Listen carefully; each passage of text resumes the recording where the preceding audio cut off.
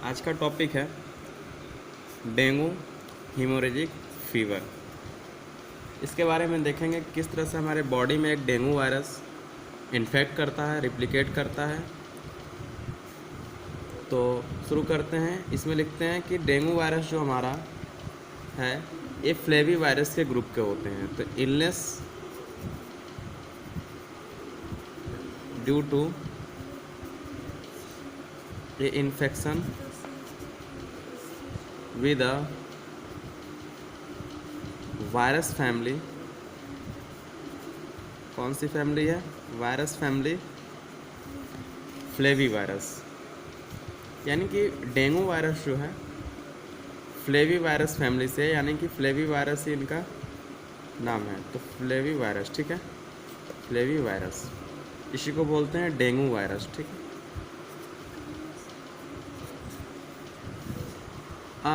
Total जो है 4 तरीके के डेंगू वायरस पाए जाते हैं, 4 types dengue virus, DE1 to लेके DE1 4 तक।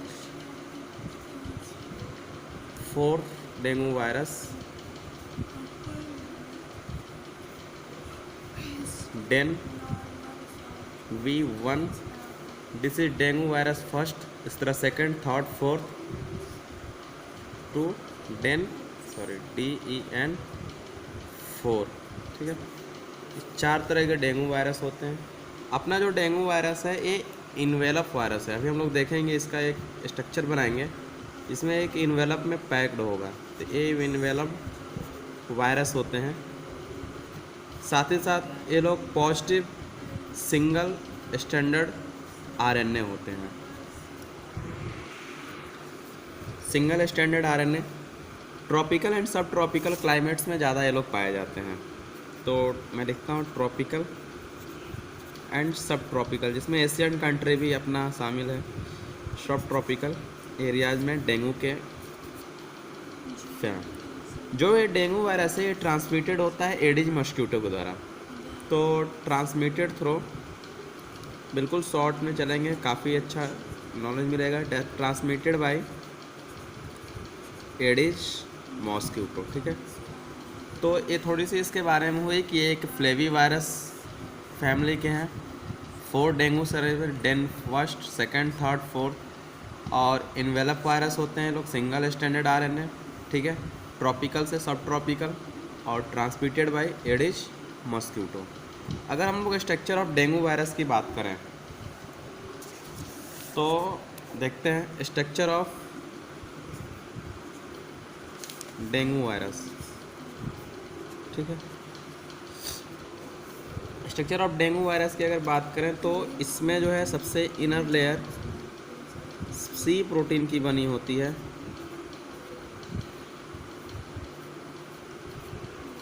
क्योंकि ये लोग इन्वेलप वायरस है। This one is C protein. इसके आउटसाइड E प्रोटीन पाई जाती है।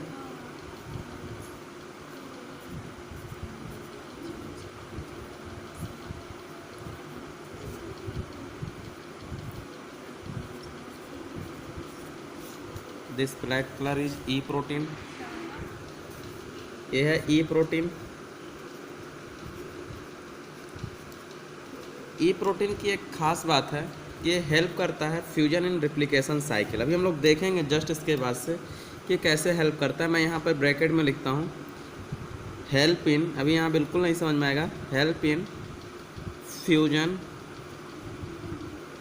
इन रिप्लिकेशन साइकिल, ठीक है, रिप्लिकेशन साइकिल।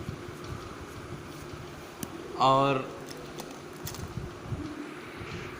सेंटर में इसमें क्या है? Single standard RNA। ये क्या है? SS RNA, ठीक है। तो ये एक स्ट्रक्चर है जो है एक वायरस का, क्या है, C प्रोटीन पाए जा रहे हैं इसमें। E प्रोटीन इंपॉर्टेंट है थोड़ा सा, इसके इन्फेक्शन में हेल्प करता है, help in fusion in replication, और सिंगल स्टैंडर्ड RNA। क्योंकि डेंगू फीवर को नहीं, डेंगू वायरस को आल्सो कहते हैं, डेंगू फीवर को ब्रेक बोन फीवर, यानी कि सीवियर पेन होता है जॉइंट में सीवियर पेन होता है। तो मैं अब चलते हैं इसकी पैथोजेनेसिस पे कि एक डेंगू वायरस कैसे जो है इन्फेक्शन कॉज करता है एक ह्यूमन बीइंग्स में। बात करें अगर पैथोजेनेसिस की, कैसे इन्फेक्शन कॉज करता है, तो लेट अस सपोज कि एक हमारी स्किन है और ये कोई मस्कीटो आके बाइट किया, ठीक है।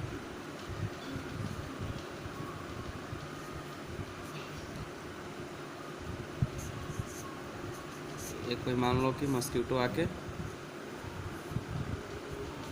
बाइट किया, ठीक है। अब जो है इसने क्या किया कि डेंगू वायरस को रिलीज किया, इसमें DENV को रिलीज किया। ये कौन सा मॉस्क्यूटो है? एडिस मॉस्क्यूटो है। अब स्किन में इन्होंने क्या किया, डेंगू वायरस को रिलीज कर दिया। इसके रिस्पेक्ट में जो है हमारी इम्यून सिस्टम जो है, दो सेल्स डेंड्राइटिक सेल और मैक्रोफेज आते हैं। लेट सपोज कि this one is dendritic cell, किसी तरह से स्ट्रक्चर है एक डेंड्राइटिक सेल का, और ये है मैक्रोफेज, ठीक है। ये है मैक्रोफेज और ये है डेंड्राइटिक सेल, ठीक है, डी सेल। इन लोगों के पास अपना अपना पूरा नाम लिखेंगे, डेंड्राइटिक सेल। इन लोगों के पास अपना अपना रिसेप्टर होता है, एक होता है DC साइन रिसेप्टर, एक होता है मैनोज टाइप रिसेप्टर। तो इसके पास यहाँ पे रिसेप्टर होंगे DC टाइप रिसेप्टर, ठीक है, या DC साइन रिसेप्टर। तो this one is suppose is DC sign receptor, और इनके पास होते हैं mannose type receptor. Let's suppose this one is a mannose type receptor, ठीक है। अब ये क्या करते हैं कि ये रिसेप्टर के हेल्प से ये डेंगू वायरस को अपने अंदर इंटेक कर लेते हैं। मतलब डेंगू वायरस अब DC सेल को क्या करेगा, या मैक्रोफेज को इन्फेक्शन कॉज करेगा। तो नेक्स्ट स्टेप है, अब ये लोग जो हैं इन्फेक्शन कॉज हो चुका है इन लोगों में। मान लीजिए कि DC सेल है और ये कुछ यूँ स्ट्रक्चर, और ये मैक्रोफेज है। इनके अंदर अब जो है क्या आ गए हैं, डेंगू सेल्स, डेंगू वायरस, ठीक है, इससे इन्फेक्टेड हो गए हैं। This one is dot black colour is dengue virus.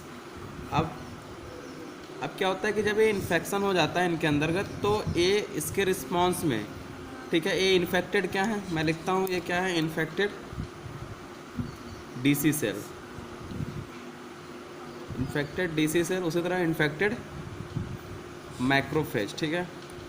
अब ये लोग इनके रिस्पेक्ट में क्या हो गए कि अब इन्फेक्शन हो गया, तो ये लोग क्या करते हैं, रिलीज करते हैं इंटरफेरॉन का, क्योंकि ये लोग इन्फेक्शन हो गया इनको, तो इम्यून रिस्पॉन्स सिक्रेट करते हैं INF, ठीक है। और ये लोग चले जाते हैं सिक्रेट करते हुए अपने लिम्फ वेसल्स में। तो सपोज करिए कि एक लिम्फ वेसल्स है, ठीक है, लिम्फ वेसल्स में ये लोग गए और उसके थ्रू अब ये डेंड्राइटिक सेल्स जो इन्फेक्टेड हो चुके हैं और मैक्रोफेज जो इन्फेक्टेड हो चुके हैं, ये लोग चले गए कहाँ पे, लिम्फ वेसल्स में। और लिम्फ वेसल से कहाँ चले गए, अदर ऑर्गन में, लीवर, इंटेस्टाइन, चाहे जहाँ जाना है लिम्फ वेसल से ये लोग चले गए। तो गोज इन्फेक्ट अदर ऑर्गन, ठीक है, जैसे कि लीवर। तभी तो कहते हैं कि जो है कोई इसका स्पेसिफिक जगह नहीं होता है डेंगू वायरस का कि कहाँ ये इन्फेक्शन कॉज करता है, जहाँ पाएगा लंग्स में, ETC बहुत सारी जगहों पे चला जाएगा लिम्फ वेसल्स के, लिम्फ के थ्रू होते हुए। हमारी ब्लड कैपिलरी क्या करती है, जो इनके बगल में रहती हैं, ठीक है, हमारी ब्लड कैपिलरी क्या करती हैं, जो है ये जो है इनके रिस्पॉन्स में, ठीक है, जब इंटरफेरॉन गामा और इंटरफेरॉन जब ये लोग रिलीज करते हैं, तो इनके रिस्पॉन्स में जो है बचने के लिए रिलीज करती है हमारी कैपिलरी T सेल, ठीक है, और नेचुरल किलर सेल, ठीक है। ये लोग जाएँ इनसे लड़ें, थोड़ा बहुत जितना भी हो सके बचाव करें। तो ये लोग रिलीज करिए, दिस वन इज द, मान लीजिए T सेल और this one is the NK cell. तो इस तरह से पहले समझते हैं एक बार फिर से। कोई मॉस्किटो आके बाइट किया तो डेंगू वायरस को रिलीज कर दिया। डेंगू वायरस डेंड्राइटिक सेल और मैक्रोफेज को इन्फेक्ट किया। डेंड्राइटिक सेल मैक्रोफेज जब इन्फेक्ट होते हैं तो इंटरफेरॉन रिलीज करते हैं और रिलीज करते हुए चले जाते हैं वेसल्स में, ये क्या है, ये है लिम्फ वेसल्स, ठीक है। ये लिम्फ वेसल्स में चले जाते हैं और वहाँ से फिर इन्फेक्शन अदर ऑर्गन में कर देते हैं। तो ये है, उसके बाद से नेचुरल टी सेल्स और एनके सेल्स जो है रिलीज होते हैं इनके रिस्पॉन्स में। तो इस तरह से ये अब किसी, मान लीजिए किसी लीवर के किसी सेल में पहुँचे, तो वहाँ की हम बात करें, चाहे जहाँ कोई पर्टिकुलर ही नहीं है, चाहे जहाँ ये जाए इन्फेक्शन कॉज किए, तब चल के देखते हैं वहाँ पे ये लोग अपना रिप्लिकेशन कैसे करते हैं। अब जैसे कि वो लिम्फ वेसल्स के थ्रू होते हुए ये पहुँचे कहीं एक किसी एक सेल पे, पर्टिकुलर किसी सेल पे पहुँचे, ठीक है। तो मान लीजिए कि ये सेल मेम्ब्रेन है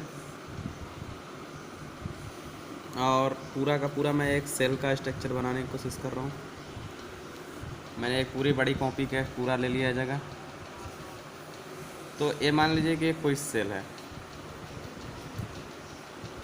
और यह है सेल मेम्ब्रेन।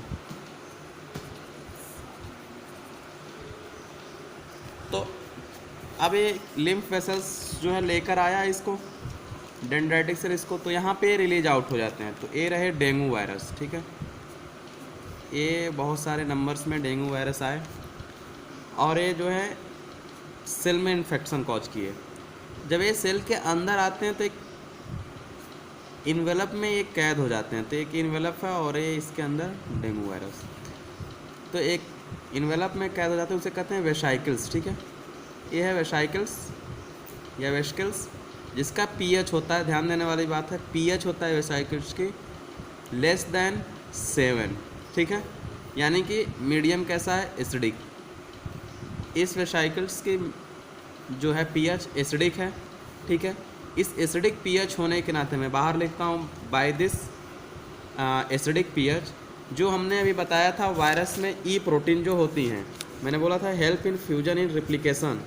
अब देखिए क्या होता है, पीएच कम होने के नाते ये जो है ई प्रोटीन कन्फर्मेशनल चेंज कर लेती है। तो ई प्रोटीन पीएच लेस होने के नाते ई प्रोटीन अंडरगोज कन्फर्मेशनल चेंजेज, ठीक है।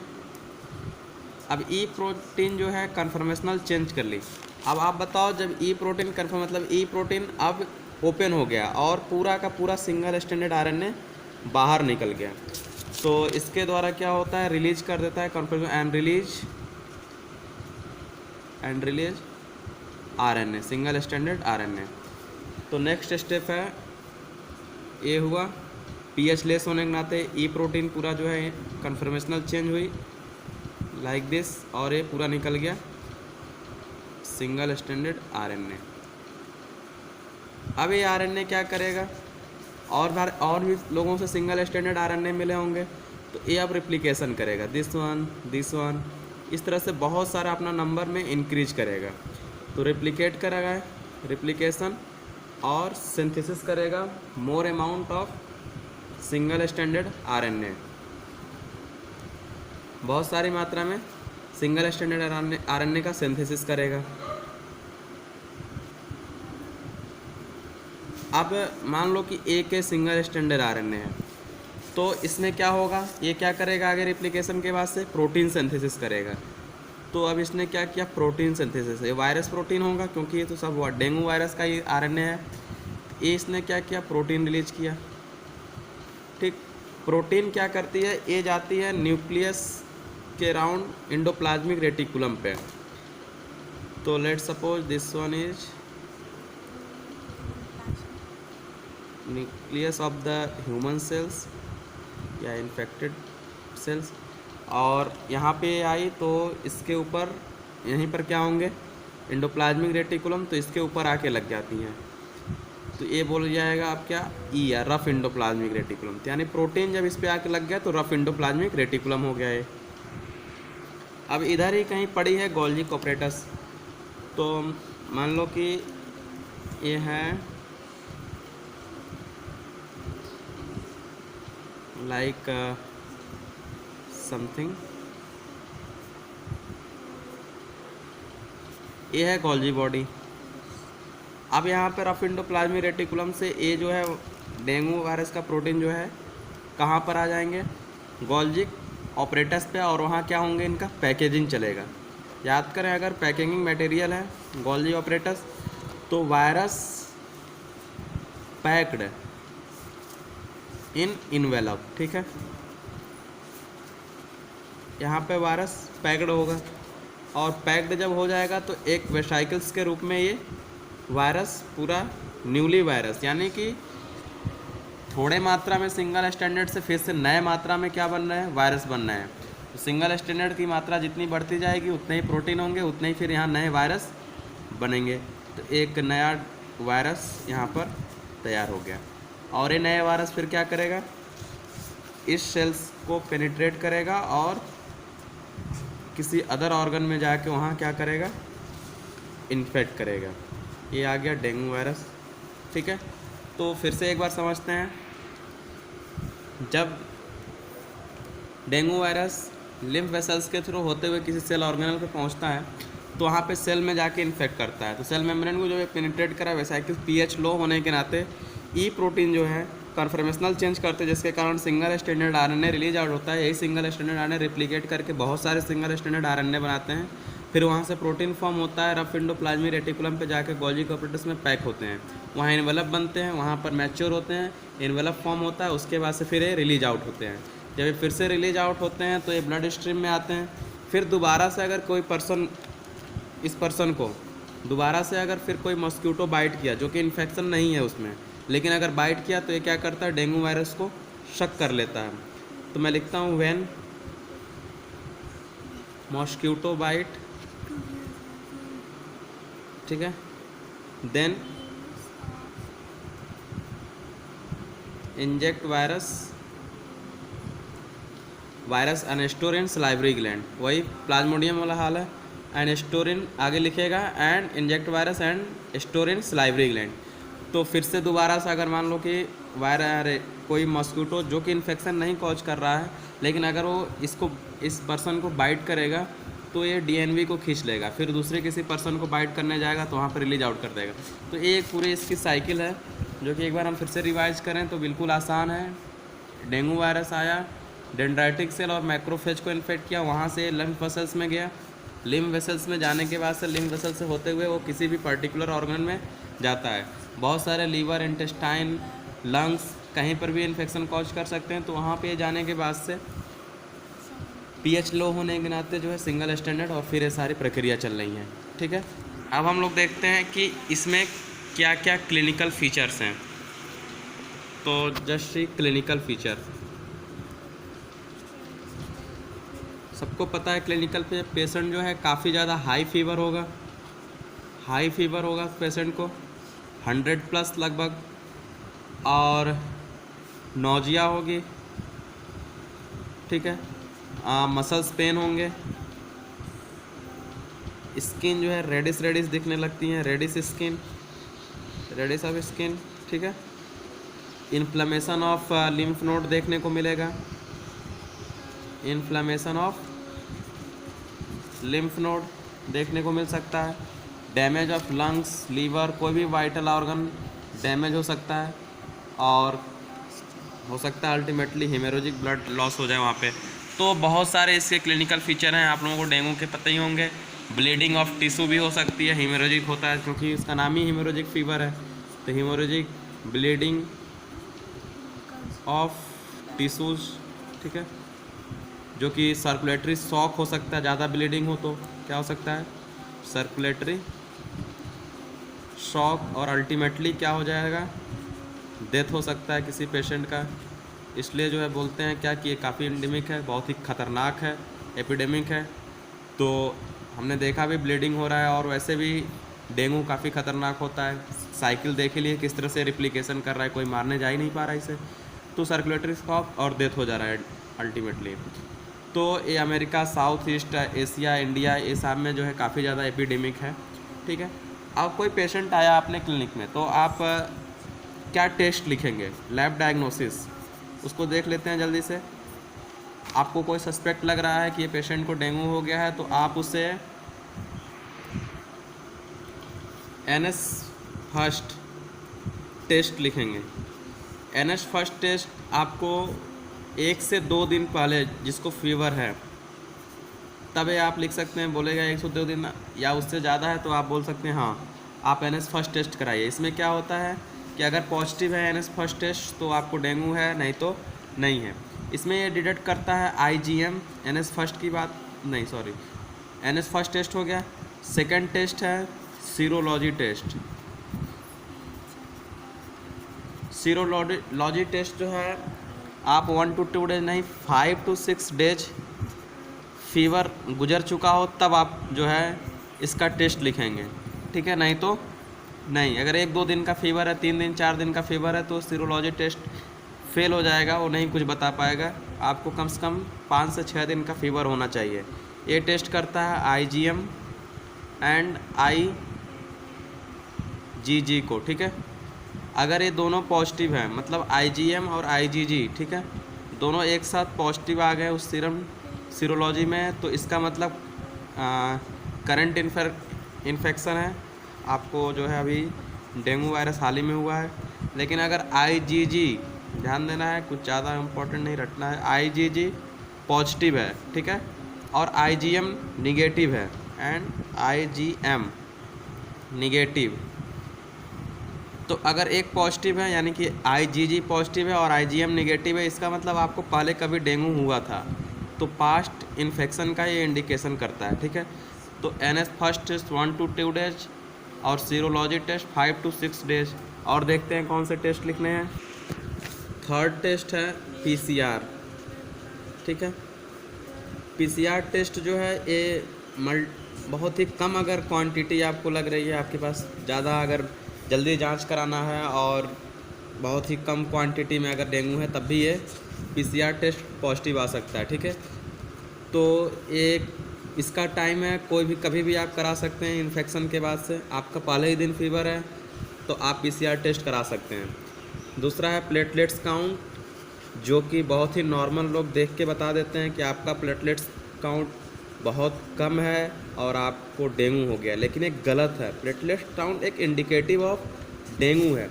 प्लेटलेट्स काउंट किसी का बहुत ही कम हो गया, बहुत ही ज़्यादा, double arrow resistant, 5 to 6 days के बाद आप इसका जांच कराएंगे। लेकिन ये जो है इंडिकेटिव है सिर्फ कि आपको डेंगू हो सकता है। ऐसा नहीं कि प्लेटलेट्स काउंट कम हो गया है तो आपको डेंगू ही है। आपको इसको कंफर्म करने के लिए आपको सीरोलॉजी टेस्ट या NS फर्स्ट टेस्ट कराना ही पड़ेगा। तो ये टेस्ट हैं, कुछ आपको जो है लर्न करने पड़ेंगे। वैसे लोग तो प्लेटलेट्स काउंट पे ज़्यादा जोर देते हैं, लेकिन प्लेटलेट्स काउंट अगर किसी का कम है तो आपको इन दोनों में से किसी एक को टेस्ट में रखना पड़ेगा। तो ये लैब डायग्नोसिस थे और एक क्लिनिकल फीचर्स थे। तो इस तरह से डेंगू वायरस है। तो आप लोग लाइक करें, वीडियो को पसंद आया तो सब्सक्राइब करें। Thank you.